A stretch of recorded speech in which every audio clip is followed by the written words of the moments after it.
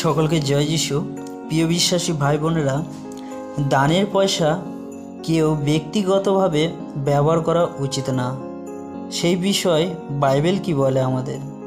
আমরা আজ বাইবেল থেকেই জানব আমাদের বাইবেল কি শিক্ষা দেয়। যোহন লিখিত সুসমাচার 12 অধ্যায় 3 পদ থেকে আমরা এখানে দেখতে পাই, মরিয়ম বহুমূল্য সুগন্ধি আতর যিশুর পায়ের ওপর ঢেলে দেয় এবং তার চুল দিয়ে তা মুছিয়ে দেয়।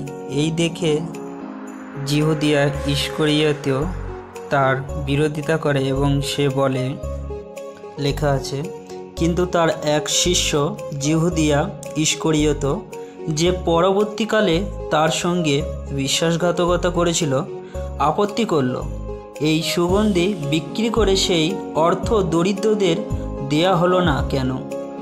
এর মূল্য তো 1 বছরের বেতনের সমান। দরিদ্রদের জন্য চিন্তা ছিল বলে যে সে একথা বলছিল তা নয়, প্রকৃতপক্ষে সে ছিল চোর। টাকার থলি তার কাছে থাকায় সেই অর্থ থেকে সে নিজের স্বার্থসিদ্ধি করত। তাই প্রিয় বিশ্বাসী ভাই বোনেরা, অবশ্যই আমাদের দানের টাকা অবশ্যই ঈশ্বরের কার্যের জন্য ব্যবহার করা দরকার।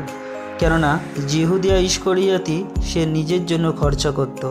এবং আরেকটি জায়গায় বাইবেলে আরেকটি কাহিনী আমরা দেখতে পাই, যে কাহিনীটি আমাদের জানা অত্যন্ত গুরুত্বপূর্ণ, যার দ্বারাই আমরা আরও বিশ্বাসে বৃদ্ধি লাভ করতে সাহায্য পাই। সেই বিষয়ে দেখি, প্রেরিত 4 অধ্যায় 32 পদে লেখা আছে, বিশ্বাসীরা সকলেই ছিলেন একচিত্ত ও সমমনা, কেউই তার সম্পত্তির কোনো অংশ নিজের বলে দাবি করতেন না, কিন্তু তাদের যা কিছু ছিল তা সকলের সঙ্গে ভাগ করে নিতেন। প্রেরিত 5 অধ্যায় থেকে আমরা যখন দেখি, লেখা আছে, এখন অননীয় নামে একজন ব্যক্তিও তার স্ত্রী সাপিরার সঙ্গে সম্পত্তির একটি অংশ বিক্রি করল।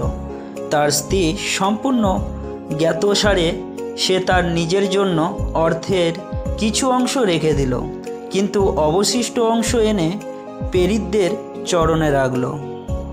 তখন পিতর বললেন, অননীয়, এ কী রকম হলো? শয়তান তোমার অন্তরকে এমন পূর্ণ করলো যে তুমি পবিত্র আত্মার কাছে মিথ্যা বললে এবং ভূমির বিক্রির লব্ধ অর্থের কিছু অংশ নিজের জন্য রেখে দিলে। বিক্রি করার পূর্বে তা কি তোমারই ছিল না? আর বিক্রি করার পরও সেই অর্থ কি তোমারই অধিকারে ছিল না? এই রকম একটি কাজ করার কথা তুমি কি করে চিন্তা করলে? তুমি মনুষ্যের কাছে নয়, কিন্তু ঈশ্বরের কাছে মিথ্যা বললে।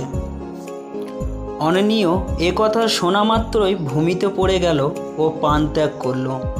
ওই ঘটনার কথা যারা শুনল তারা সকলেই মহা আতঙ্কে কবলিত হলো এবং অননীয়কে কবর দেয়া হয়। এবং অননীয় স্ত্রী যখন আসে, সে জানতো না এখানে কি ঘটেছে। অননীয় স্ত্রীকে যখন জিজ্ঞাসা করা হয় এই বিষয়ে, সেও একই মিথ্যে কথা বলে।